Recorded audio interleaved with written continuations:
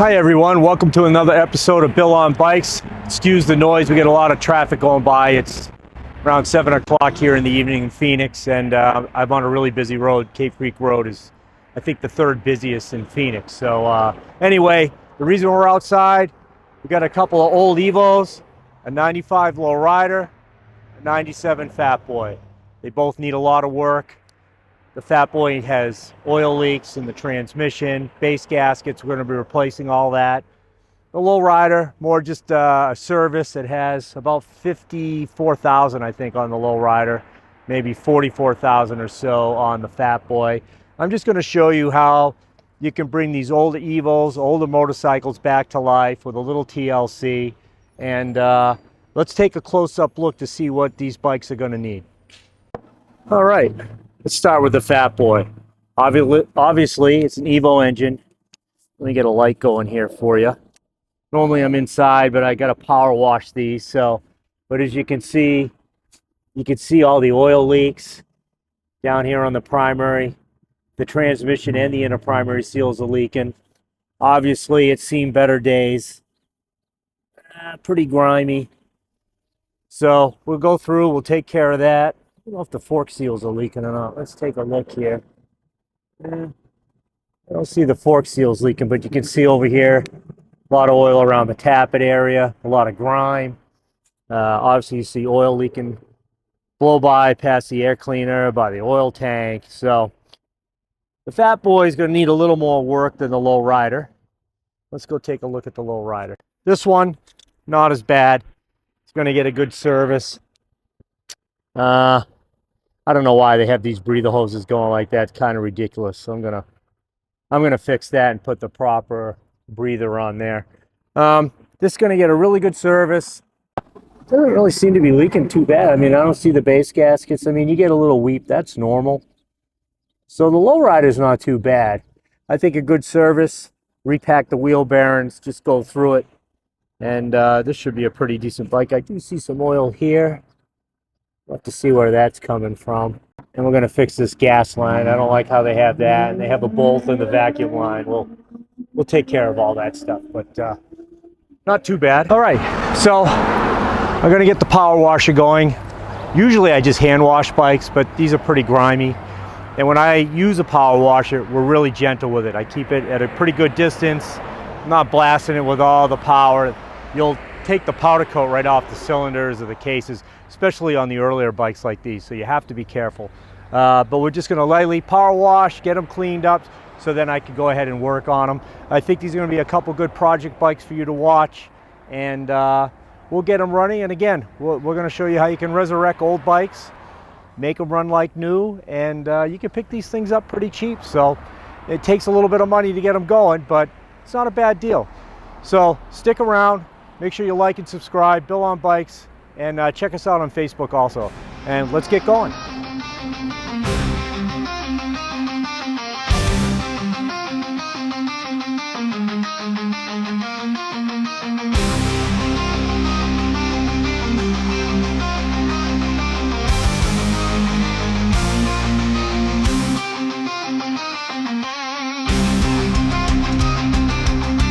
All right, as you can see, we got everything washed up. We got the Lowrider up first. The sun is setting here in Phoenix. It's getting a little late. I think I'm ready to go home. It's been a long, long day, and it's already been a long week, and today is only Tuesday. Anyway, I'll see you in the morning. We'll get working on the Lowrider, and then we'll go right on the Fat Boy, and we'll show you how we can bring back a couple of old Evos back to life, have them running good, and you can have a nice bike for not a real high price, not compared to the new ones. So we'll see you tomorrow. All right, let's get started on our 1995 Lowrider service. After that, we'll do the Fat Boy. I'm going to give you some tips and tricks as we go along, and let's get going. The first thing I always like to do is get all the oils drained. So I'll drain the primary, the tranny, and the engine oil. All right, as you can see, this is an earlier bike with just the O-ring. Prior to this, they used to have a cork gasket that went in here, and then they have the updated aluminum foam gasket that we use. A little trick on an older bike like this, you can see someone had put in silicone in here, which I hate RTV and anything like this. Something you don't want to use. Keep the O-ring there and use this gasket. Mount it correctly and you won't have any leaks. Works great. You notice I had to straighten out the shifter for I'm going to replace the broken peg. You also want to make note of the shifter position, so when you put it back, it's always in the same spot. It's nothing worse than having it too low, too high. Customer will get upset. So always mark it or visually know where it was. You're going to find the tight spot. Now you can do this a couple different ways. Excuse me. One way is lift the rear wheel, put it in 5th gear, keep bumping the tire over, bumping the engine, rotating the engine till you find the tight spot. I personally just do it with the button, but you have to be really careful. You're sticking your hands in here. I wouldn't recommend that for someone at home or hasn't done a lot of these. It's not the safest thing to do. And I always keep my finger away.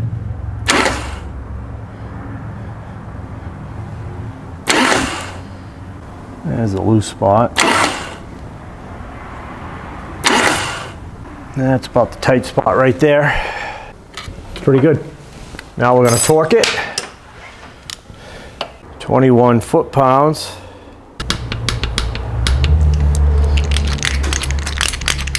While I'm here, I always like to visually check the primary chain, look at the rollers. Always check the magnet for any strange metal or any chunks of metal. You're always going to see some fine metal filings, but anything big or chunky, that's a problem.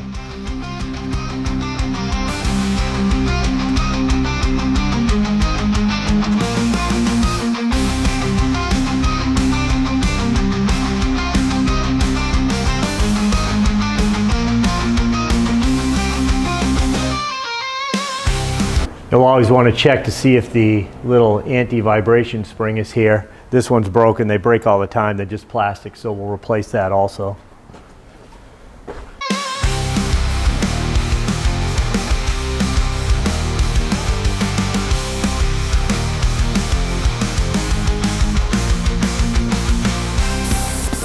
You also want to make sure in these older drain plugs with the magnets just kind of pushed in with a pin. A lot of times these will loosen up. I've seen them fall off, get caught up in the primary chain or the clutch hub. Make sure it's nice and tight before you put it in. Clean it really well.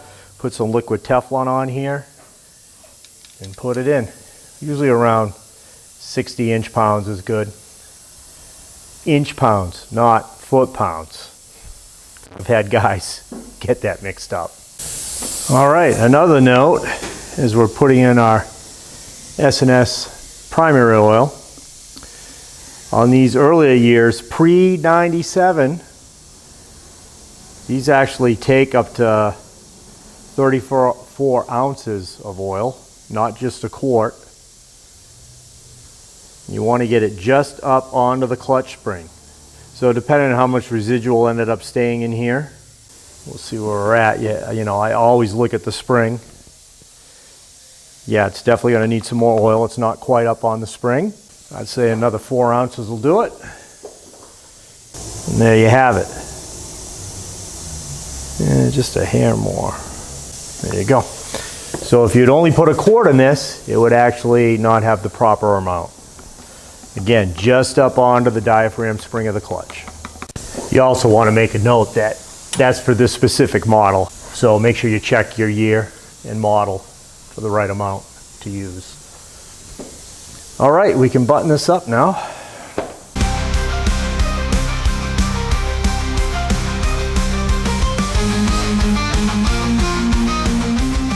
This product you see I put around here is called Hylamar. It was designed by Rolls-Royce. Harley-Davidson actually recommends you do this before you put the cover on over the O-ring.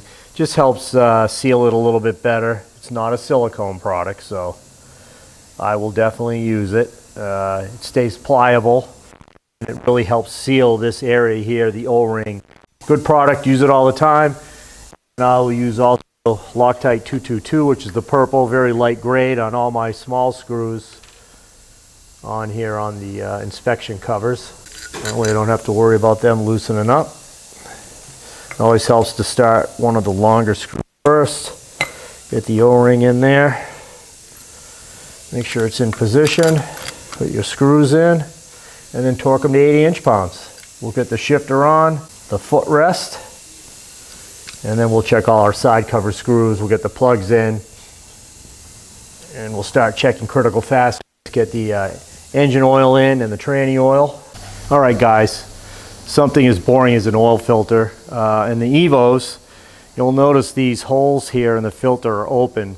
Twin cams have a bladder, so they can't backwash into the engine. You do not want to run a twin cam filter on an Evo. It can create all kinds of oil pressure issues. We don't have a lot of oil pressure as it is. At idle, you might see 3 to 5 pounds on an Evo engine.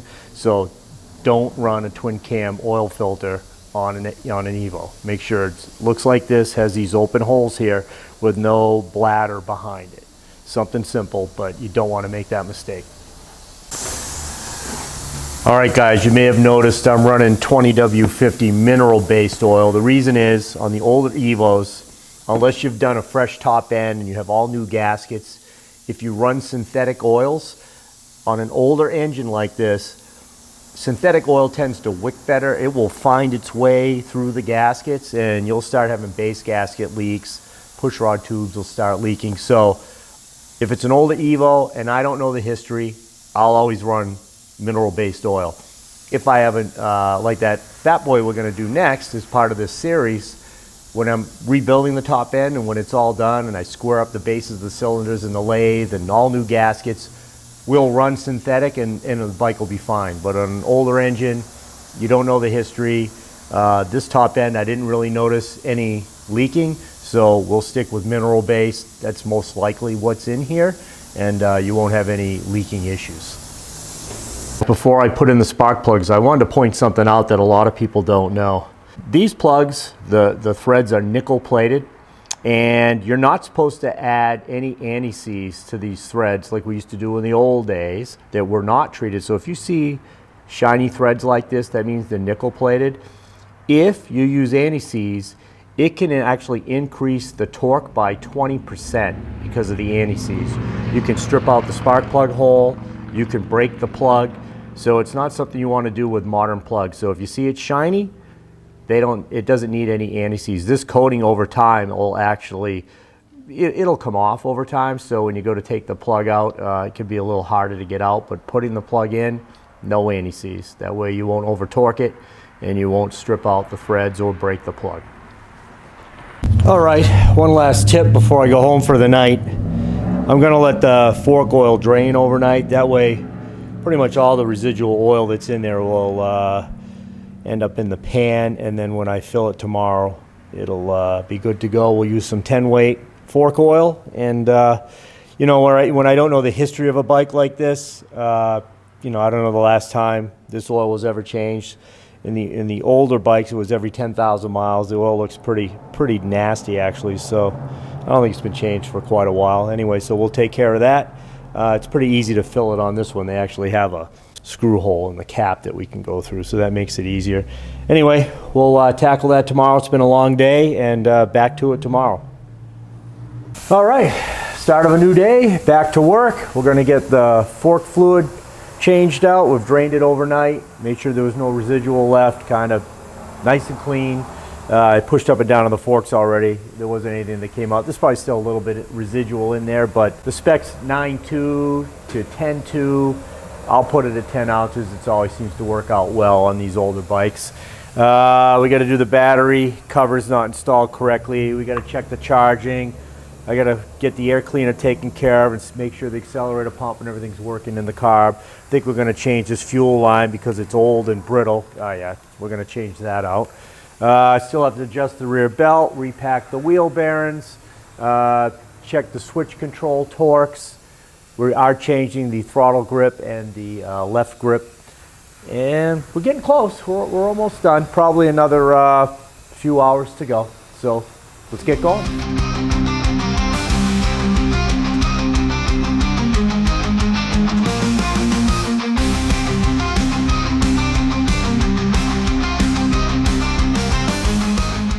All right, guys, I'm going to show you something that's very typical, how the battery terminals and the spacers are not installed correctly. So I'm going to bring you over here and show you.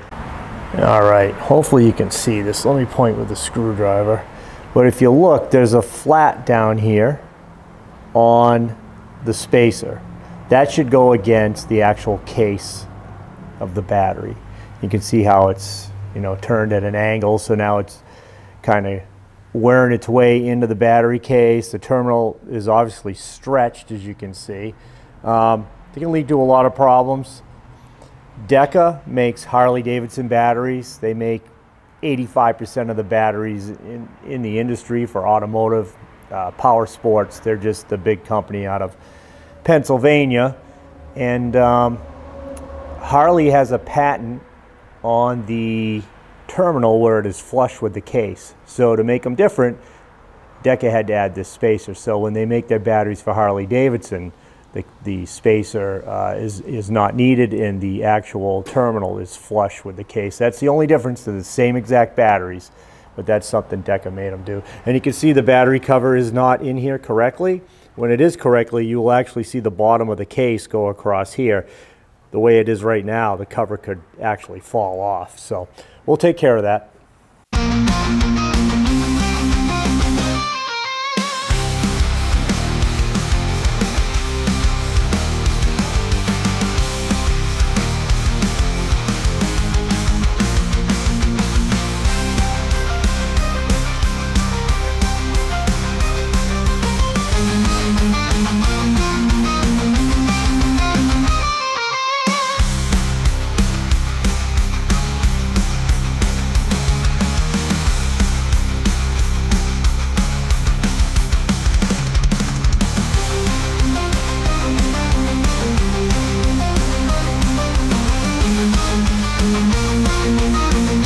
All right, well, we made really good progress. I think I'm going to call it a night. It's, well, 7 o'clock. Pretty tired. I started this around noon today, and all we have left to do is the air cleaner. I'll decide what I'm going to do with these breather hoses. I don't know, maybe the customer wants those. I might have to call him, see what he wants to do. And bleed the front brake, and clean the Tappet screen, which nobody ever seems to do on these Evos, and it's really important on Evos and shovel heads. And we'll be able to wrap it up. I got the Bruins in the background, the beating Toronto in the end of the second period. I love it. And go Bees, and making the push to the playoffs, so that makes me happy. I know my Canadian friends are probably all fired up right now, but you know who you are. Plenty of you guys come in here. Go Bruins. Anyway, we'll wrap this up tomorrow, and as you can see, I have a ton of work here in the shop. Let me pan around for you. Let's see. I don't know if you can see all the, let's slowly move the camera around here. You can just see all the work we have in here. There's work everywhere. I got other services coming in. I don't know how that's going to look because I'm just holding the tripod, but well, we'll see. Redefine your driving experience with Honda. KDB.com's best value brand in 2023. Don't know how that's going to come out. I'm sure my guy Donovan will say, what the heck was that? But anyway, I'm going to go home. We'll wrap this up in the morning. And then I have a 21 Road Glide to service. I have another Street Glide being dropped off right after that. I have a trike being dropped off. And I think a couple more handlebar jobs. That means I have about 5 handlebar jobs waiting. So the other Evo might have to wait till mid next week for me to start and continue with the series. I'll make this part 1, and I'll make the 97 Fat Boy part 2. Anyway, you guys, I will talk to you later, and I'm going home. See ya. Start of a new day. Let's get this dyno wrapped up here. I'm going to do the air cleaner, Tappet screen, replace the grips. We'll adjust and lube the throttle cables. We are changing the left grip also. And at that point, we're just about done. I think we'll be able to clean it up and go for a nice test ride. So stick around. All right, well, I might have to make an executive decision here. These breather lines that they have running under the bike, really not working out well. I know why they do it. In case, you know, it's probably had oil sumping issues before, where the bike sat for a while, it sumped because, as I've pointed out before in some other videos, you have a little check ball down here with a spring, and that just kind of helps hold all the oil back from sumping into the engine over time. It's not the greatest setup, but it is what it is. But as you can see from the hose rubbing. It has torn the filter. So I'm going to put a new filter in here, obviously, clean the carb. The accelerator pump is working, which is good. Usually they're not. I might go with the original breather hoses, save these, and if he decides he wants them back, or you know, I could do it for him. It doesn't even look good, but so I think we're going to change that out. Well, I thought better of it before removing these hoses, just in case the customer installed them and wants them. I've given them a call. I'll wait for a call back. I'd like to put the stock ones back on. It's just a small 3/8 hose with a kind of a 45-degree cut in it to allow any excess oil that gets maybe up here in the breather passage to go down through the filter. And yes, it can make a little bit of a mess sometimes, but it's better than this setup. But the customer may want it, so let's wait until I get a call back. So in the meantime, I'm going to do the Tappet screen.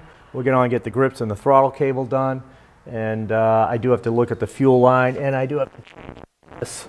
I want to show you something. This is very common on these on these overflow lines. They get very brittle. You can see this one is probably going to snap. Yeah, you can see it's not pliable. It just gets in bad shape. So something you have to change out. I actually change these every year because on the S&S carbs, if a customer comes in, they're just the way it goes. Anyway, we'll replace that, and we're just about done.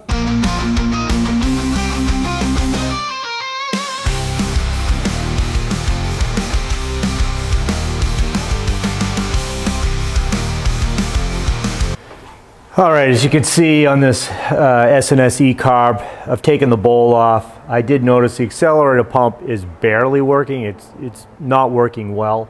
So there's a lot of hesitation when you give it the throttle. I tried to run it for about 30 seconds or so. It's just not right.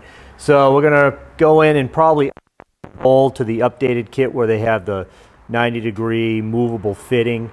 And here's what the S&S bowl upgrade kit looks like. The drags part number, the S&S part number. Here's the 90-degree fitting in here. It swivels, it comes with a new bowl gasket, clamps, and that way, the main reason is they don't use a preformed 90-degree hose fuel line anymore. They're not available. It's just a straight fuel line. So they changed the fitting in the bowl and the way that works. So just something you have to upgrade to. And here's the updated fuel inlet installed. Notice you can rotate it 360 degrees. So now we can put the line on and adjust it to where it needs. Nice, perfect fit. Let's just give this a quick start here.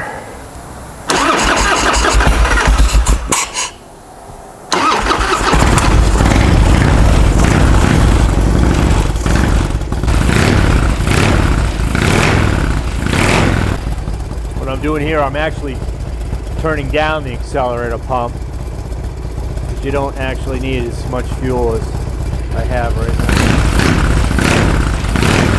It's actually pretty good. All right, I don't want to get it too hot because we still have other things to do, but we're just, so it's running a lot better than it was. All right, guys, we are officially done. It came out pretty good. This is a nice example of an older bike with a lot of mileage, like new again.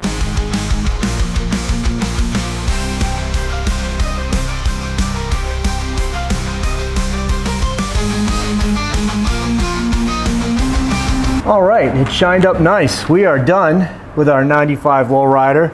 I'll just point out a few of the chemicals I use in the shop for cleaning. I do like the Muck Off Speed Polish is great. Don't love the smell of it, but the polish itself is great. They're motorcycle protectant on any of the black wrinkle powder coat like the engine cases, cylinder heads, brings that shine back to life. I do like the Clockworks Shine Works for all the painted surfaces, and then I use Griot's Garage. They're 3-in-1 leather spray for like the leather pouches, saddlebags, things like that. And you may have noticed when I was doing the brakes, these blue towels, always use a lint-free towel like this when you're working inside the master cylinders or on the brake system. You don't want to take a chance of any lint or anything like that getting in the brake system. And of course, soft towels and everything else for the painted surface. So let's get it fired up. We'll go for a test ride and we'll see how it runs.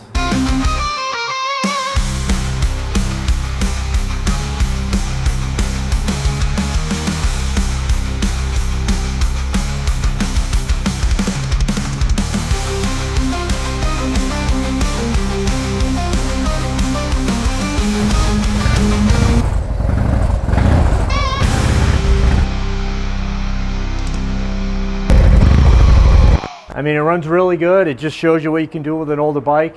Make it run like new, ride like new. A little bit of TLC. You know, a lot of these bikes have been worked on by so many other people, and they kind of butch them up. I had to fix a lot of things on this. I probably have, you know, probably about 12 hours labor in it. So $1,200 in labor and whatever I have in parts. I guess it's really not that bad for the amount of work that was done. Been on it for almost 2.5 days. So I got to top off the oil, and this will be part 1 of our Evo series on, you know, making an old bike like new. And then we'll do the 97 Fat Boy at a little bit later date. I have, as you can see, if you pan outside, I have all this work waiting, and I think I have 5 bikes being dropped Saturday. We have another Fat Boy, actually it's another Softail Slim project, new DNA wheels. We're doing fueling, 574 cam kit, ported and polished heads, all kinds of work to that. A custom rear fender. This is kind of cool.